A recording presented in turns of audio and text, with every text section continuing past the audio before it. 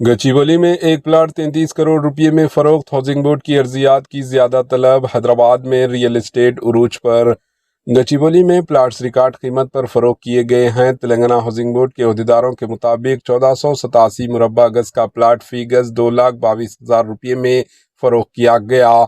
Housing board को सिर्फ 11 plots की नीलामी से 65 करोड़ रुपए की आमदनी हासिल हुई। गच्चीबौली में एक प्लाट 33 करोड़ रुपए में फरोख्त किया गया।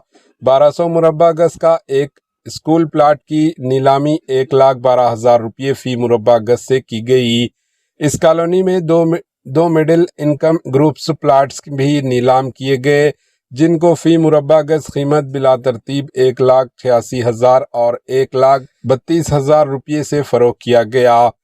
चिंतल में 3 प्लाट से हाउसिंग बोर्ड को 8 करोड़ 11 लाख की आमदनी हुई। वाज़ेह रहे कि इससे कबल कुकटपल्ली हाउसिंग बोर्ड फेज 7 में प्लाट नंबर 22 को 2,98,000 रुपये में फी मुरब्बा गज के रिकॉर्ड कीमत पर नीलाम किया गया था, जिससे हाउसिंग बोर्ड 142 करोड़ रुपये की आमदनी हासिल हुई थी।